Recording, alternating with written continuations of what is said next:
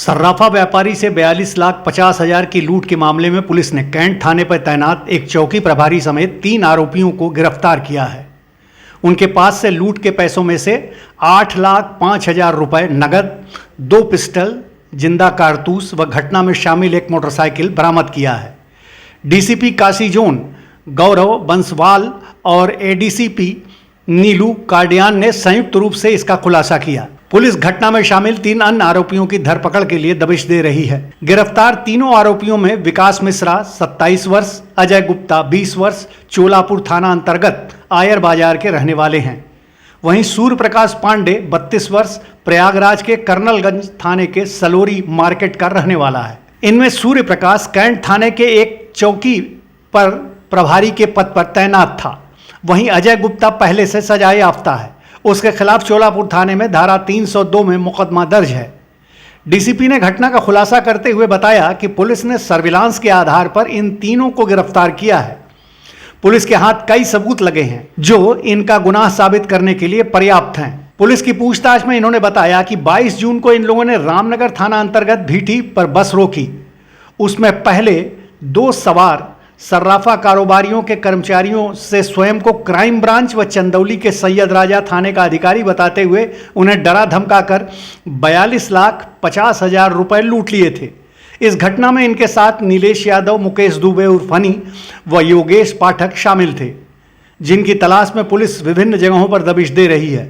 उक्त घटना में दरोगा सूर्य प्रकाश पांडे ने ही अपनी वर्दी की धौंस देकर बस रुकवाई थी और घटना को अंजाम दिया था। ये विगत में 22 तारीख को एक घटना घटित हुई थी जिसमें वादी द्वारा बताया गया कि कुछ अज्ञात लोग बस के अंदर चढ़े और उनके पास रखा 40 लाख के अराउंड जो कैश है वो लूट ले गए थे। उसी में एक मुकदमा रामनगर थाने में पंजीकृत हुआ और एक special team additional DCP Kashi zone के अंडर में गठित की गई, जिसके द्वारा ये सफल अनावरण किया गया है।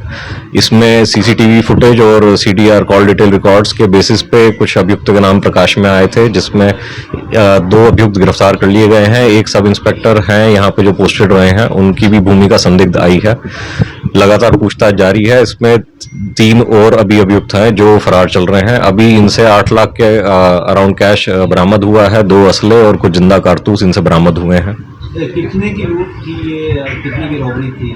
ये जो इनका मोडस ऑपरेंडी है उसमें वादी ने ये बताया था कि टोटल 93,93 लाख के अराउंड ये कैश उनके पास था, लेकिन जो लूटे गए पैसे थे वो सिर्फ 42 लाख कुछ के अराउंड धनराशि उनसे लेके गए थे। तो जो मोडस ऑपरेंडी इनकी सामने आई थी वो ये थी कि जो यहाँ पे इनका जो मुखबिर है जो वहाँ पे वॉच करता है कि कौन कितने पैसे लेके चल रहा है, उनके पास जो टोटल धनराशि होती है वो कभी पूरी नहीं लूटते हैं। उसमें से सिर्फ आधी धनराशि लेकर के बाकी वापस कर देते हैं, जिसके डर से अगला जो है कंप्लेंट नहीं करता है।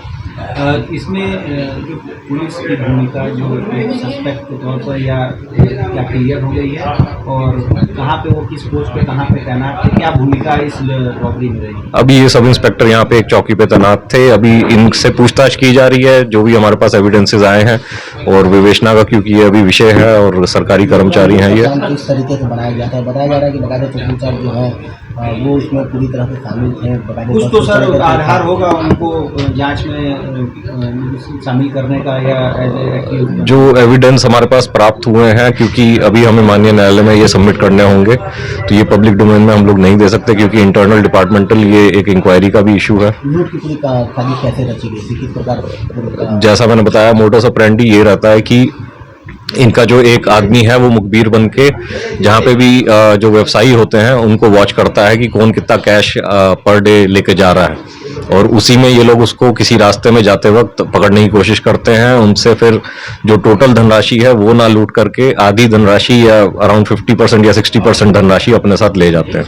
तो क्या बताते थे ये अपने आप को बताते हैं कि हम लोग क्राइम टीम है, हम लोग आपकी चेकिंग करने आए हैं, हमें संदिग्ध सूचना मिली है कि आप लोग कुछ अवैध चीजें लेकर जा रहे हैं। इनके पास 2 असले बरामद हुए हैं और कुछ जिंदा कारतूस बरामद हुए हैं। क्या वर्दी में यूनिफॉर्म में रहते हुए करते रहे कि किस तरह से सिविल ड्रेस में ही? इसकी अभी पूछताछ की जा रही है कि कहाँ कहाँ हमारे को फुटेज मिल पाएगा जहाँ पे ये वर्दी इन्होंने यूज करी है कि नहीं करी है। सर, प्राथमिक जांच में ये कुछ बातें सामने आ रही है कि ये लोग और भी घटनाओं को अंजाम दे चुके हैं, इस पर भी कार्रवाई? क्योंकि इतिहास है। जो इनमें से एक अभियुक्त है उन पे जुवेनाइल एक्ट में 302 का मुकदमा चल चुका है, उसमें ये सजा याफ्ता थे, और दूसरा जो है उनके ऊपर 363-66 का भी मुकदमा रहा है।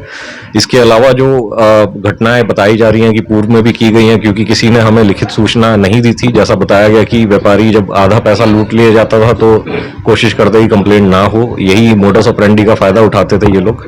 इसलिए हम लोग अभी इसमें जांच कर रहे हैं कि कहाँ कहाँ ये घटनाएं की गई हैं ये उधर। जो सेलिब्रेटर साहब है उनके बारे में थोड़ा डिटेल, क्या नाम है, कहाँ पे पोस्ट करते हैं, कुछ वो आपको जो प्रेस नोट प्रदान किया गया है उसके अंदर पूरी जानकारी है जहाँ जहाँ ये रहे हैं। भूमिका सर कुछ क्या रही होगी कुछ? लगातार ये टच में थे घटना के दिन, और उससे पूर्व में भी यही अभी जानकारी आई है, और बाकी जो विवेचना में हमारे पास आएंगे संज्ञान में तथ्य उस पर कार्रवाई की जाएगी।